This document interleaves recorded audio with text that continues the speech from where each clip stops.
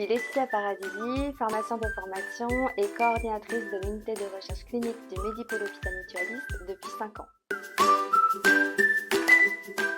La recherche clinique correspond aux études scientifiques qui sont réalisées sur la personne humaine en vue du développement des connaissances médicales et biologiques. Ces recherches sont indispensables pour mieux comprendre les maladies et mieux les traiter. Au départ, il y a le promoteur qui a l'initiative de la recherche car il se pose une question. Exemple, est-ce que cette molécule est efficace pour cette maladie? Donc ce promoteur, ça peut être un laboratoire pharmaceutique, un hôpital ou un médecin.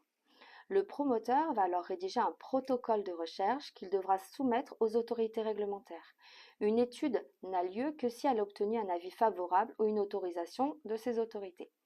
Ensuite, le promoteur va avoir besoin de données de patients pour répondre à sa question.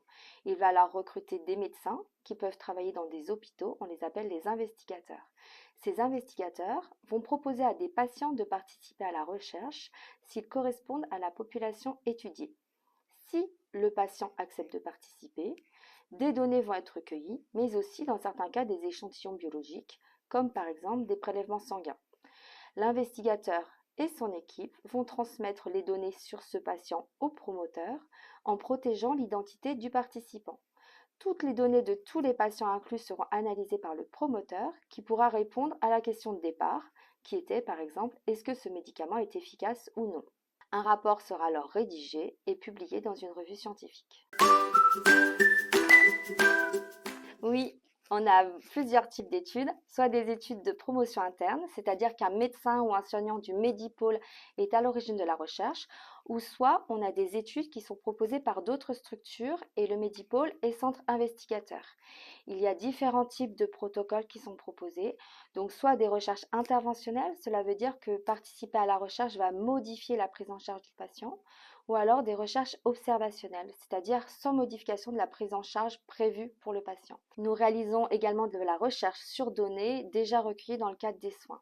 On a actuellement une 60aine d'études qui sont ouvertes aux inclusions et qu'on peut proposer aux patients qui sont pris en charge dans notre établissement. En 2024, on a inclus 1500 patients dans des études, dont environ le tiers dans des études interventionnelles. Donc, les avantages pour un patient de participer à une étude clinique sont multiples et variés. En premier lieu, le patient peut bénéficier d'un traitement innovant avant qu'il ne soit disponible pour le grand public. Cela peut représenter une option thérapeutique prometteuse. De plus, la participation à une étude clinique, ça permet d'avoir un suivi médical rapproché et régulier parce que les patients sont souvent surveillés de manière plus intensive que dans le cadre des soins habituels. Donc, ça permet une meilleure gestion de leurs conditions et une détection précoce des complications éventuelles. Ce suivi rigoureux est assuré par l'unité de recherche clinique, qui est une équipe dédiée et spécialisée.